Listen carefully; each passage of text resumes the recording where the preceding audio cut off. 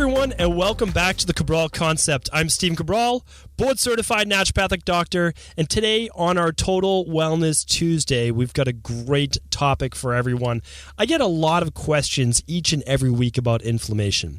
Usually they come from, what's the best supplement to decrease inflammation? What's the best, X to wipe this inflammation out of my body? Because that's what we hear about in the media, right? So the truth is this, is that inflammation actually gets a bad rap. The truth is that inflammation is a healthy thing for our body. Inflammation is actually a healing process. A lot of people, they don't really hear about that because the media makes everything out to be this bad thing that we have to watch out for. But the truth is that inflammation is actually a warning sign. It means that the body has broken down. It's basically inflamed. And why is it inflamed? Well, it's inflamed because there's some type of tissue damage. And the inflammation is actually caused by the dilation of the arteries, by those white blood cells swarming to the area of infection or the area where there's been an assault. So think about the arteries, why there might be inflammation in the arteries. Well, if we're eating inflammatory foods, if we're living an inflammatory lifestyle, if we have a lot of toxins coming in our body, and those things are actually causing nicks or little cuts in those arteries, well, inflammation is there to help patch up those arteries. The same with the intestines. The same, an example of acute-based inflammation would actually be like getting hit in the arm. The arm swells because the white blood cells move to that area. And when the white blood cells move to that area, a lot of water and fluid retention also comes along with it. So again, what I'm talking about is this. Inflammation is not something to be squelched really with whether it's nutritional supplements or drugs. Let's look one layer below that. So why do we have inflammation in the first place? That's always what I'm asking. Basically, my job is I call myself like a kind of an old school naturopath who uses state-of-the-art medicine because I believe in really going back to the root cause. Sure, I think turmeric is a fantastic product, and I'll use it in the short term, but what's the long-term goal? Like if you come off turmeric, the inflammation's still there, right? Just like if you came off Advil or an NSAID or ibuprofen, an anti-inflammatory, the inflammation's still there because we never corrected the underlying root cause. And so that's what I want you to ask yourself. Whenever you look at a diet plan, whenever you look at even a natural health-based plan, is it going after the root cause or is it simply trying to still mask the actual symptoms? So today what I want to do is I always want to kind of cut right to the chase. There are so many things you can do to lower inflammation in your body in the long term, but let's start with the most obvious one. The most obvious one, the one that makes the absolute biggest difference, is starting to look at how food is the main trigger for inflammation in the body. Now, there are a lot of great books written, and all of them talk about how there are certain foods that are healthy for some people and almost poisonous for others. Meaning like some people do great eating fruits, not others. Some people do fine or okay eating meats, but not some others. Some people do okay with beans, but not others. So what I'm going to talk about today is that the foods we put in our body are truly what matter. And that's because the inflammation first starts in the gut and it can move then systemically through the body. This can actually be lab tested. Like if you run your annual labs, which I recommend, you can just see I don't sell it, but I actually put a link to the actual annual labs that I run myself right on the store website. It's just under annual lab review under, I believe, the anti-aging tab. It's the one that I run. It's the one that I purchased myself from the company Life Extension, and I think it's great. I just take it to a hospital and I just have a blood draw, or we have a phlebotomist at my clinic and they'll do the blood draw as well. So okay, let's neither here nor there. You can run your CRP and your homocysteine, and then I can actually look at inflammation in the body as well. But we want to go deeper than that. And when I look at people's inflammation-based levels, I can always usually tie it back to their food, how they're eating. It's not always that simple because there can actually be candida buildup in the gut. There can be small intestinal bacterial overgrowth, which is definitely implicated in Crohn's, colitis, IBS, all sorts of base issues. So I highly recommend running an organic acids test or at least doing the candida bacterial program for that. But if you're someone that just deals with occasional bloating, occasional water retention, all of those things, what we can say is, okay, I need to start to look at a more anti-inflammatory based diet plan. And that's what I want to talk about today. Just give you those foods, right? So we have to start to cut back on inflammation. Again, processed foods like a lot of the processed grains that we're eating, too much meat will absolutely be a trigger for inflammation, especially the processed meat that we have. Like a lot of people talk about how chicken's really good for them in weight loss. It's not. Do you know how hard it is to find a pastured chicken? It's near impossible now. Even the chickens at Whole Foods or Sprouts or a lot of these places, they're not pastured chickens. Like they're not true pastured chickens. They're fed corn feed, they're fed soy. Those are not normal products for a chicken to be eating. And they're also typically GMO soy, GMO corn. These are absolutely not healthy things. And most chickens are just kept in this coop. If you look online, the conditions are deplorable. They cut off their beaks, they cut off their claws because they're packed in so tight they don't want to fight with each other and kill each other. I mean, it's truly deplorable, and I absolutely don't recommend supporting that. But also, it's just not healthy for your body.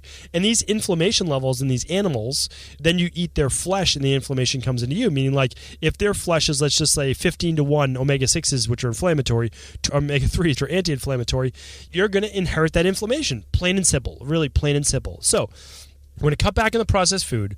We're going to stick to more whole foods that we can see in nature. We're going to stick to more of a plant-based diet. It's so much easier than you think. And I'm going to just break it down. I've talked about it in the past. Really looking towards a plant-based diet containing mainly fruits and vegetables, right? That's the first place to start. And then adding in some cold water fish if you would like. Things like that are lower mercury, like salmon or herring, or you might look at some type forms of mackerel, the smaller ones, and sardines. Like all of those are super high in omega-3s. You could even do healthier versions of shrimp, avocados, olives. Those are great anti-inflammatories. Broccoli and all like Brussels sprouts, all the sulfur-based vegetables are absolutely fantastic. So those are really, really great for lowering inflammation. Certain fruits, even tomatoes, watermelon, things that contain lycopene are fantastic.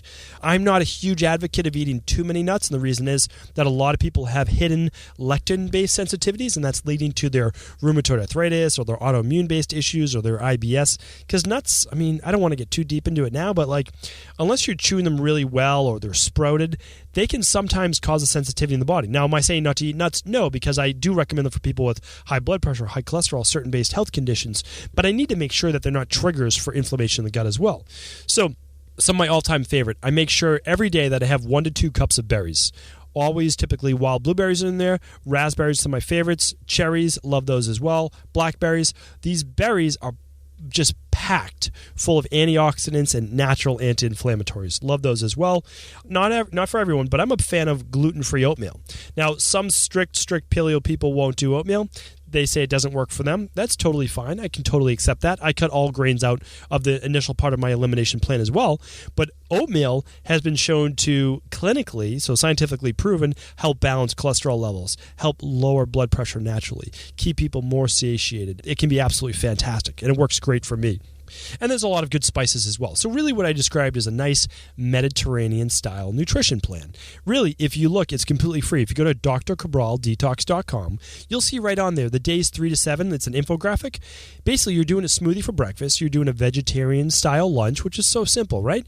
You can make your own salad. It's very inexpensive. You could just get some, or you could just do some, let's just say some cooked carrots and beets and some beautiful veggies. You could do some legumes or chickpeas or hummus. You can make like this just really nice platter for yourself. Olives, and then you can do a mid-afternoon snack. Maybe that's when you do your handful of nuts, or you do a second smoothie, or you do berries.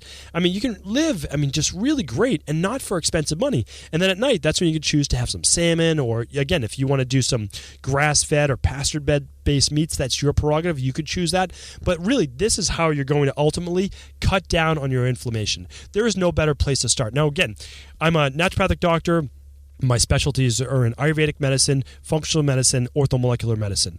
I'm big on nutritional supplements. I see them work every single day in my practice. Only 9% of all Americans get the required nutritional vitamins and minerals that they need every single day. That's fact, right? So it's not like I'm saying you can't use nutritional supplements. I am. However, it has to start with food. I will never go against that. If you're not using proper nutrition, I'm telling you, you're always going to be pushing that rock or boulder directly uphill. It's going to be hard. Now, can you have cheat meals? Absolutely. I have cheat meals myself. I love cheat meals. I'm not saying anything against that, right? So every weekend, I absolutely do have a cheat meal, and I eat anything that I want at that cheat meal, right? But you have to get yourself healthy first, right? That's kind of a prerequisite. You need to earn that cheat meal. And during the week, I feel like I earn my cheat meal and I get to have whatever I want, and it typically is processed food or is whatever. I want it. Like, that's just the way it is. And I have it, I enjoy it, and then I get back on the plan. So what I'm saying to you, though, is yes, nutritional supplements are important. Turmeric is great. Cat's claw is great. Bromolin's great. All these things are great, but you have to look at food first. What goes into your body is going to be the biggest trigger. Now, if you're able to, I recommend running a food sensitivity test. It's not that expensive, and it's going to give you results you can never find anywhere else. Simply, you do a blood poke. We send the kit right to you.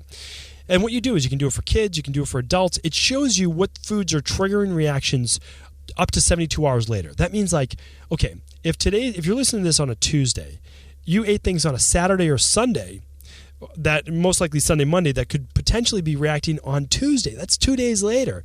That's almost impossible to figure out. It can lead to migraines, skin-based issues, mood-based disorder, fatigue, joint pain. All of these things is called an IgG reaction, immunoglobulin G reaction. You can look it up. This is real science. We've been looking at this for decades. And I'm telling you, that's why running things like a food sensitivity can absolutely help. Now, if you're not able to do that, still stick with the elimination diet. Try to rotate your foods every couple of days. You're not always eating the same thing every single day. So if something is a trigger, then you're not triggering it every single day. So hopefully that makes sense.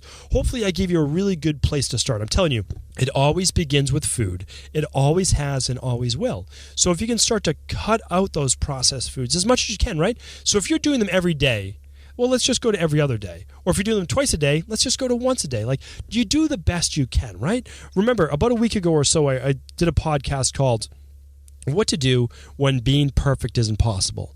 Try to go back and listen to that show if you haven't. It was one of our most popular, and because it cut right to the chase, right? It cut right down to it. Like, we don't live in a perfect world, so it's really hard to be perfect. Like, the world really sets us up to fail. Everywhere we look is processed food. Pretty much everyone else is eating processed food. Over 2/3 of our country is overweight. Like, we're in a tough situation. We have to do the best we can. So if I could provide you little tips along the way, and you can start to take those tips, and you can start to get them to accumulate in your life, again, it's a process. I'm telling you, when you look back even just 2-3 months from now, you won't even recognize the person you were before. I'm telling you, you will have a new normal. You will feel better than you ever have before in your life. Thank you, everyone, for tuning in to another Cabral Concept, and I can't wait to talk with you again tomorrow. Thank you for just tuning into the Cabral Concept. By now, I'm sure you probably heard how important it is to get enough vitamin D all year round to prevent serious health issues like bone loss, depression, weight gain, fatigue, energy metabolism, and even cancer. In my private practice in Boston, I make sure that every person I work with has their vitamin D levels monitored during the winter, or at least supplements with 1,000 and 2,000 IUs of vitamin D3 per day. That's why this month, as a valued listener, I would like to offer you a complimentary bottle of vitamin D3 with any order you place on the StephenCabral.com online store. It's my gift to you and my way of trying to help you stay healthy and strong all winter long. To get your free 2 to 3 month supply bottle of vitamin D3 while supplies last, simply go to StephenCabral.com/store.